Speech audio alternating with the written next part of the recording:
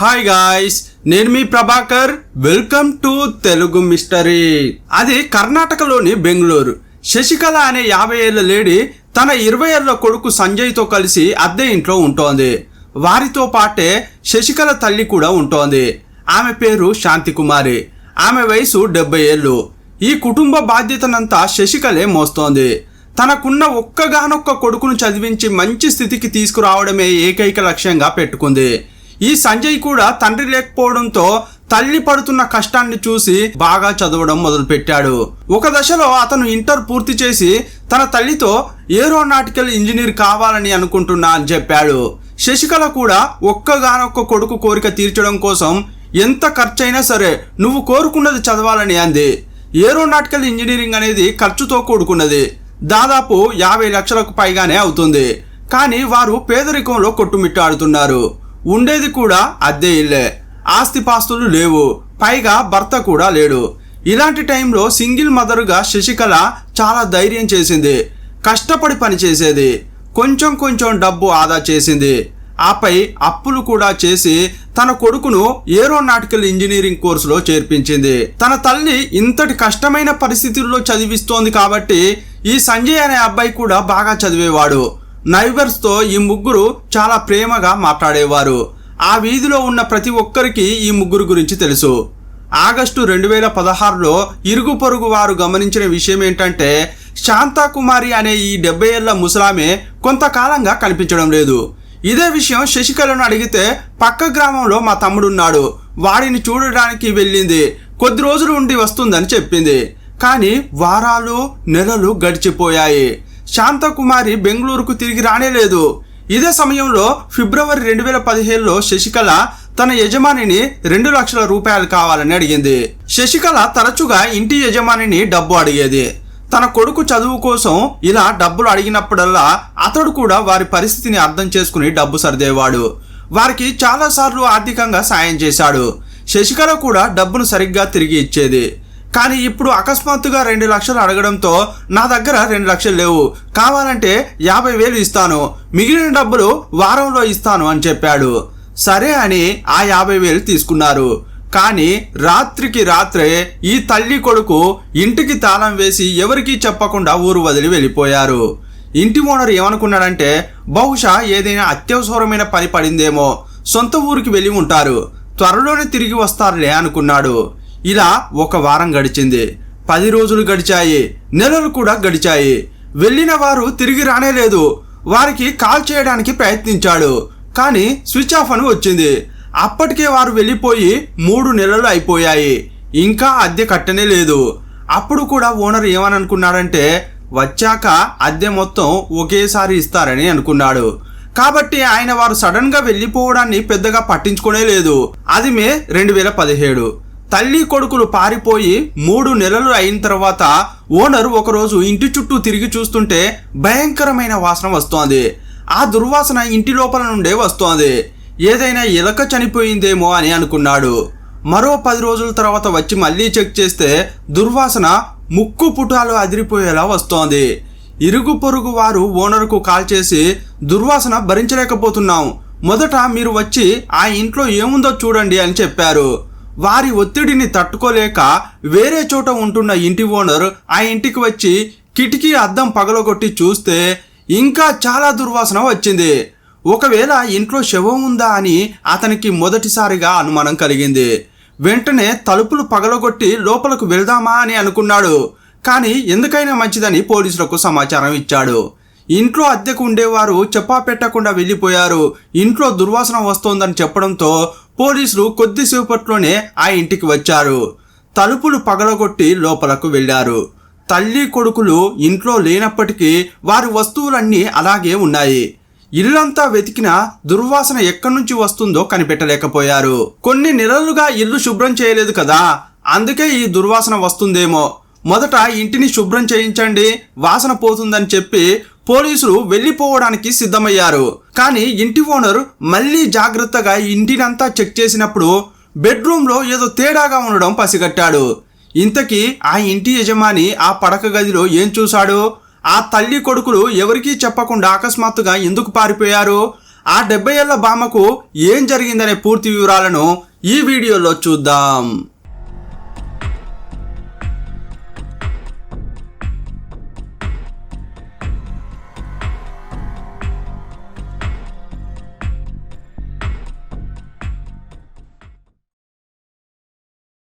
ఆ బెడ్రూమ్లోని ఒక మూలను ఇంటి యజమాని కొంతసేపు తీక్షణంగా చూస్తే ఏదో తేడాగా అనిపించింది. ఆ స్థలంలో ఒకప్పుడు అల్మారా ఉండేది, కానీ ఇప్పుడు గోడ కట్టి ఉంది. అక్కడ కట్టిన గోడ కూడా అనుమానం కలిగించేలా ఉంది. అదే విషయాన్ని పోలీసులకు ఇంటి ఓనర్ చెప్పాడు. వారంతా ఆ గోడ దగ్గరకు వెళ్ళి చూసినప్పుడు అక్కడి నుంచే దుర్వాసన వస్తోందని గమనించారు. ఆ గోడను కొత్తగా కట్టారనేది చూడగానే అర్థమైంది. వెంటనే పోలీసులు ఆ గోడను కూల్చడం స్టార్ట్ చేశారు. పగలగొడుతుంటే ఇంకా వాసన ఎక్కువైంది. ముక్కులకు మాస్కులు కట్టుకుని ఆ గోడను పగలగొడుతుంటే అప్పుడు డ్రమ్ము కనిపించింది. ఎవరో ఆ డ్రమ్మును కాంక్రీట్తో గట్టిగా సీల్ చేశారు. వెంటనే డ్రమ్మును పగలగొట్టి చూస్తే కుళ్ళిపోయిన డెడ్ బాడీ కనిపించింది. ఆ డెడ్ బాడీ గుర్తుపట్టలేని విధంగా ఉంది. పోస్ట్ మార్టం కోసం ఆసుపత్రికి పంపించారు. ఈ ఇంట్లో ఎవరు ఉండేవారని పోలీసులు ఇంటి ఓనర్ను, ఇరుగు పొరుగు వారిని ప్రశ్నించారు. ఆ ఇంట్లో మొత్తం 3 వ్యక్తులు ఉన్నారని చెప్పారు. కానీ శాంతాకుమారి అనే 70 ఏళ్ల ముసలామె ఆగస్టులో కనిపించకుండా పోయింది. మేము అడిగినప్పుడు తన కొడుకింటికి వెళ్ళిందని చెప్పారు. కానీ ఈ ఇంట్లో ఉండే తల్లి కొడుకులు ఫిబ్రవరిలో ఊరు వదిలి పారిపోయారు. బహుశా డ్రమ్ము లోపల దొరికిన ఆ మృతదేహం ఆ 70 ఏళ్ల శాంతాకుమారిదే అయ్యే అవకాశం ఉంది. ఆమె చనిపోయి 8 నెలలు అయింది కాబట్టే అంతలా వాసన వచ్చి ఉంటుందని అంతా అనుమానించారు. ఇదంతా విన్న పోలీసులు ఇది శాంతాకుమారి మృతదేహం అయితే ఆమెను ఎవరు చంపారు, మరియు తల్లి కొడుకులు ఎవరికీ చెప్పకుండా అకస్మాత్తుగా ఎందుకు పారిపోయారు అని పోలీసులకు అనేక ప్రశ్నలు కలిగాయి. వెంటనే ఊరు వదిలి పారిపోయిన తల్లి కొడుకుల ఫోన్లకు పోలీసులు కాల్ చేశారు. కానీ అవి స్విచ్ ఆఫ్ చేయబడ్డాయి. వారు అకస్మాత్తుగా ఎక్కడికి వెళ్లారో ఎవరికీ తెలియడం లేదు. ఈ శశికళ పనిచేసే చోట కూడా విచారిస్తే ఆమె కొన్ని నెలలుగా పనికి రావడం లేదని చెప్పారు. సంజయ్ కూడా కాలేజీ మానేసి ఊరు వదిలి పారిపోయాడు. దీన్ని బట్టి చూస్తే ఈ మరణానికి శశికళ, సంజయ్కు ఏదైనా సంబంధం ఉందేమోనని పోలీసులు అనుకున్నారు. ఈ హత్య ఆగస్టు 2016లో జరిగి ఉంటుందనుకున్న పోలీసులు ఆ సమయంలో సంజయ్ ఫోన్లో ఎవరెవరితో మాట్లాడాడని కాల్ లిస్టు చెక్ చేశారు. ఈ శాంతాకుమారి కనిపించకుండా పోయినప్పుడు సంజయ్ ఒక నంబర్కు పదే ఫోన్ చేసి మాట్లాడినట్లు తెలిసింది. ఆ నంబర్ ఎవరిదంటే సంజయ్ యొక్క స్నేహితుడు నందీష్ది. వెంటనే పోలీసులు నందీష్ను పట్టుకున్నారు. అతన్ని వారి స్టైల్లో విచారణ చేసినప్పుడు అతడు పెద్దగా ఇబ్బంది పెట్టకుండానే నిజం ఒప్పుకున్నాడు.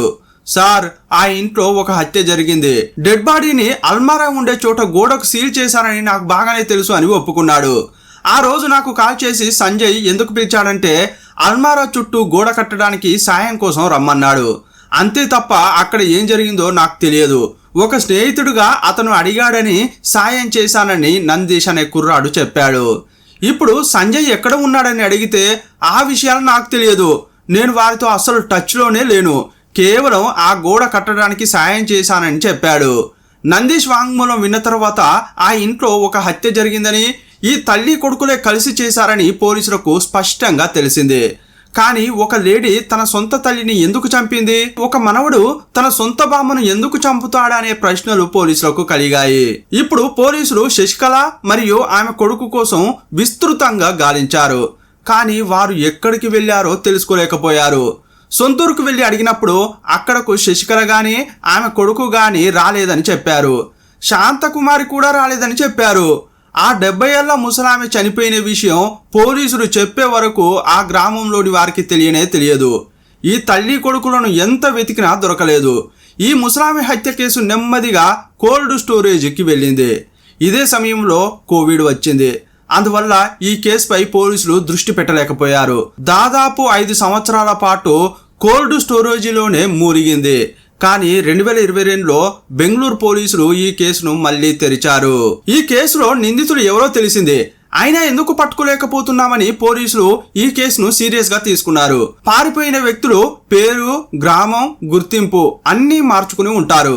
వారు ఎంత తెలివిగా ప్రవర్తించినా ఏదో ఒక తప్పు చేస్తారు. వారి పాత ఐడి కార్డును ఎక్కడో ఒక చోట ఉపయోగించే ఉంటారు. అందువల్ల వారి Aadhaar, pan, voter, ration card ఇలా అన్ని ఐడి కార్డులు తీసుకుని పరిశీలిద్దాం. వాటిని ఎక్కడైనా ఉపయోగించారేమో చెక్ చేద్దామని అనుకున్నారు. వారు ఎక్కడకు వెళ్ళినా బతకడానికి ఏదో ఒక పని చేయాలి. ఏదైనా ఉద్యోగం చేస్తే తప్పకుండా ప్రస్తుతం జీతాన్ని బ్యాంకులోనే వేస్తున్నారు. వారికి బ్యాంకు ఖాతా ఖచ్చితంగా అవసరం కాబట్టి ఈ పాత ఐడీలను ఉపయోగించి ఖాతా తీసుకునే అవకాశం ఉంటుందని అంచనా వేశారు. అదే ఉద్దేశంతో బెంగళూరు, కర్ణాటక మొత్తం ఈ గుర్తింపుతో ఎవరైనా బ్యాంకు ఖాతా తెరిచారా అని తనిఖీ చేశారు. కానీ ఆ ఐడి కార్డులతో ఎలాంటి బ్యాంకు ఖాతానో ఇంకా వేరే ఏదైనా ట్రాన్సాక్షనో జరగలేదని తెలిసింది. దీన్ని బట్టి చూస్తే వారు బెంగళూరులోనే కాదు కర్ణాటకలోనే లేరని పోలీసులు అనుకున్నారు. మరొక రాష్ట్రానికి వెళ్ళి ఉండవచ్చని అనుమానించారు. అందువల్ల అన్ని రాష్ట్రాల్లోని ప్రతి బ్యాంకుకు ఈ డీటెయిల్స్ తెలిసేలా చేశారు. ఈ ఐడీలతో ఖాతా తెరిచారా అని తెలుసుకోవడానికి ప్రయత్నించారు. అప్పుడే పోలీసులకు ఒక బ్రేక్ త్రూ లభించింది. మహారాష్ట్రలోని కొల్హాపూర్లో సంజయ్ అనే వ్యక్తి ఈ గుర్తింపు కార్డును ఉపయోగించి బ్యాంకు ఖాతా తెరిచాడని కనిపెట్టారు. వెంటనే ఆ బ్యాంకుకు వెళ్ళిన పోలీసులు అడ్రస్ తీసుకున్నారు. కాసేపట్లోనే పోలీసులు ఆ అడ్రస్కు వెళ్ళి తలుపు తట్టారు. ఆ తలుపులను శశికళనే తెరిచింది. ఎదురుగా ఉన్న పోలీసులను చూసి తల కిందులైంది. అక్కడికి పోలీసులు వస్తారని ఆమె అస్సలు ఊహించనే లేదు. ఆమె వెనకే 25 ఏళ్ల కొడుకు సంజయ్ వచ్చి నిలబడ్డాడు. ఇద్దరిని చూసిన పోలీసులు బెంగళూరుకు వెళ్దామా అన్నారు. పోలీసులు అంతా కనిపెట్టి ఉంటారని వారికి అర్థమైంది. తలలు దించుకుని పోలీసు బండి ఎక్కారు. మహారాష్ట్ర నుండి వారిని బెంగళూరుకు తీసుకువచ్చారు. పోలీసులు వారిని ఏం జరిగిందని ప్రశ్నించినప్పుడు అన్ని వాస్తవాలు చెప్పారు. వారు ఇచ్చిన వాంగ్మూలం విని ఒక హత్య ఇలా కూడా జరుగుతుందా అని ఆశ్చర్యపోయారు. ఆగస్టు 17, 2016 రోజున ఏరోనాటికల్ ఇంజనీరింగ్ చదువుతున్న సంజయ్ కాలేజీ నుండి ఇంటికి వస్తుండగా తన తల్లి అడిగిందని గోబీ మంచూరియా తీసుకొచ్చాడు. అతని కోసం బిర్యానీ కొనుక్కున్నాడు. తల్లి కొడుకులు వాటిని తినబోతుండగా ఈ శాంతాకుమారి వారిపై కోప్పడింది. ఎప్పుడూ సంతోషంగా ఉండే ఈ కుటుంబంలో తిండి విషయంలో తరచుగా గొడవలు జరిగేవి. తల్లి కొడుకులైన శశికళ, సంజయ్ వారానికి 2-3 సార్లు బయట ఫుడ్ ఆర్డర్ చేసి తింటారు. కానీ 70 ఏళ్ల ముసలామెకు చిన్నప్పటి నుండి ఇంటి భోజనమే అలవాటు. బయట ఫుడ్ ఆమెకు నచ్చదు, పడదు కూడా. అందువల్ల ఈ శాంతాకుమారి ఏం చెప్పేదంటే, ఇలా బయట ఫుడ్ తిని మీ ఆరోగ్యాన్ని పాడు చేసుకోకండి, డబ్బులు కూడా ఎక్కువగా ఖర్చు చేయాల్సి వస్తుంది. ఇంటి ఫుడ్ తింటే ఆరోగ్యం బాగుంటుంది, డబ్బు కూడా ఆదా చేయవచ్చని చెప్పేది. వారు బయట ఫుడ్ ఆర్డర్ చేసి తిన్నప్పుడల్లా ఇంట్లో గొడవ జరిగేది. ఇలా ఫుడ్ గురించి ఎంత గొడవ పడినా ఆ గొడవ 1-2 రోజులు ఉండి ఆపై అందరూ కలిసిమెలిసి ఉండేవారు. ఎప్పట్లాగే ఈ సంజయ్ హోటల్ నుండి తల్లికి గోబీ మంచూరియా, తనకు బిర్యానీ పార్సిల్ తీసుకుని ఇంటికి వచ్చాడు. అది చూసి శాంతాకుమారి ఎందుకు డబ్బు వృధా చేస్తున్నావు అని మనమని తిట్టింది. అప్పుడు అతడు ఒక మాట జారాడు. అందువల్ల ఇద్దరి మధ్య వాగ్వాదం జరిగింది. కాసేపట్లోనే ఒక పోరాటంగా మారింది. శాంతాకుమారి కోపంలో ఒక కారణం ఉంది.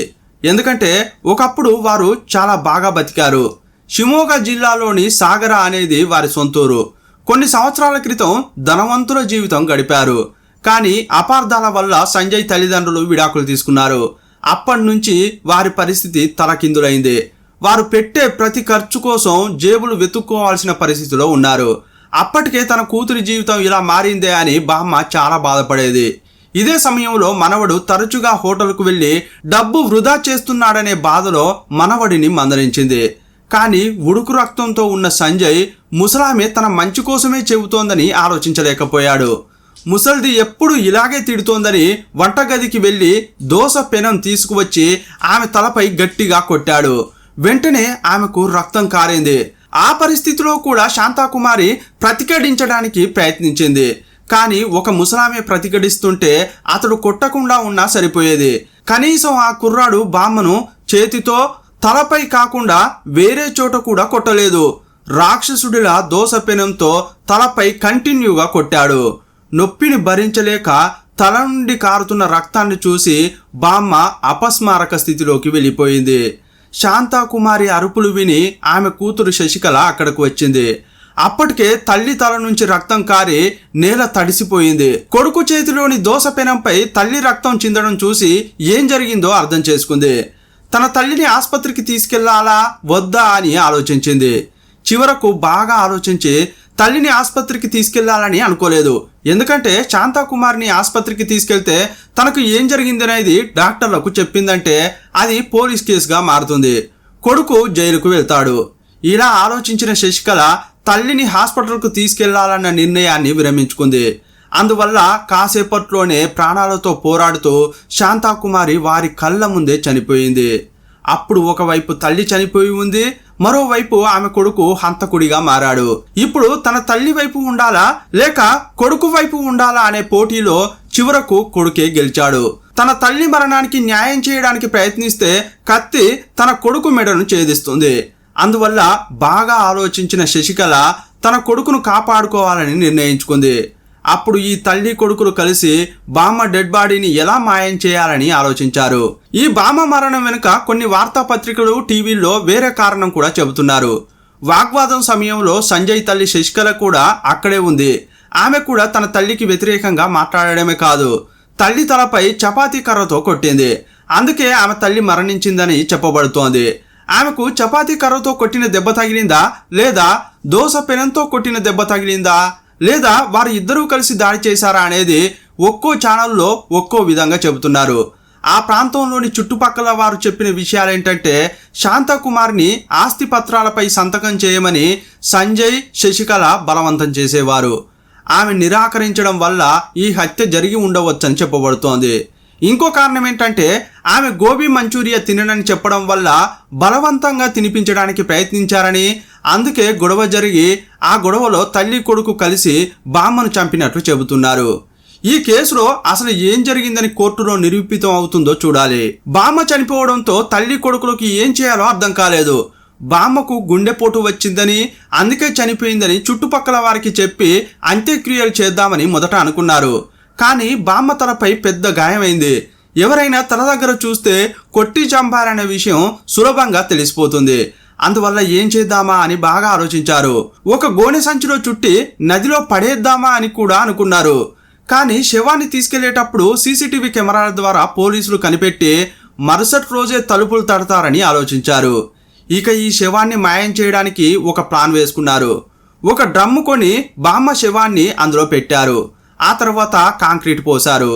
దుస్తులు పెట్టుకోవడానికి కట్టిన అల్మారాలో ఆ డ్రమ్మును పెట్టి గోడ కట్టడం ప్రారంభించారు.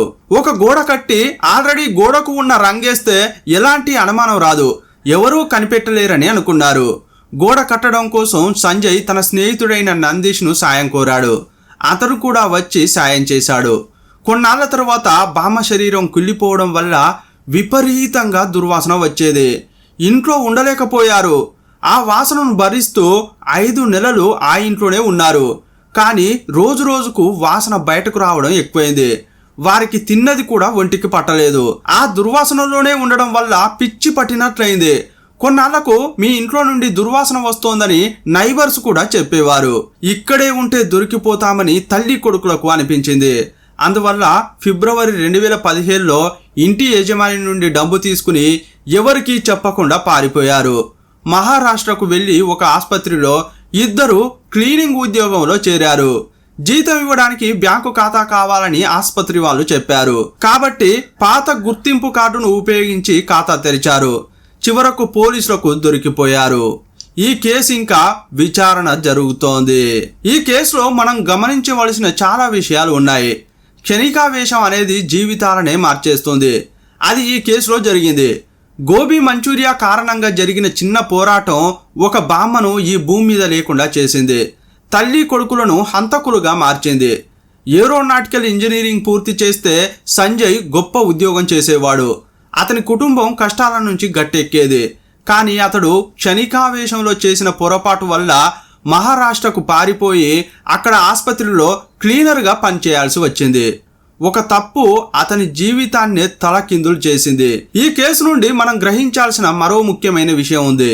ఒక సమస్య వచ్చినప్పుడు దానిని ఎలా పరిష్కరించాలని ఆలోచించకుండా ఎలా దాచాలని ఆలోచించినప్పుడు అది మరింత జటిలంగా మారుతుంది.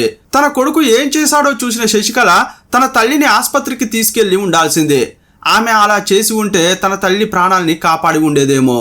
ఈరోజు వారు జైల్లో కూర్చోవాల్సిన అవసరమే ఉండేది కాదేమో.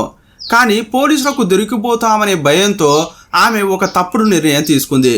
కాబట్టి ఈ కేసు మనకు చెప్పే పాఠం ఏంటంటే, మన ముందున్న పరిస్థితి ఎంత దిగజారినా నిజాయితీగా ఎదుర్కోవడమే మంచిది. అప్పుడే మనం ఆ పరిస్థితి నుంచి బయటపడగలిగే ఛాన్స్ ఉంటుంది. కొందరు ఎవరికీ తెలియకుండా తెలివిగా తప్పు చేశాం అనుకుంటారు, కానీ కాలమే దాన్ని బయటకు తీసుకువస్తుంది. వారు 5 సంవత్సరాలు తెలివిగా తప్పించుకున్నారు. ఆ తర్వాత మమ్మల్ని ఎవరు పట్టుకుంటారులే అనే చిన్న అజాగ్రత్త వారి జీవితాన్ని మార్చేసింది. వారు ఒక కొత్త జీవితాన్ని ప్రారంభించాలని అనుకున్నప్పుడు అది పాత జీవితానికి ముగింపు అయ్యింది.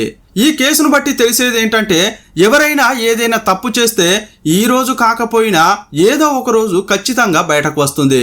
దానికి శిక్ష ఖచ్చితంగా ఉంటుంది. ఈ కేసు గురించి మీరేమనుకుంటున్నారో మీ అభిప్రాయాన్ని పంచుకోవడం మాత్రం మర్చిపోవద్దు. అలాగే ఒక లైక్, ఒక హైప్ ఇచ్చి మీ ప్రోత్సాహం తెలియజేయండి. మరో వీడియోలో మళ్ళీ కలుసుకుందాం. అప్పటి వరకు బాయ్ బాయ్.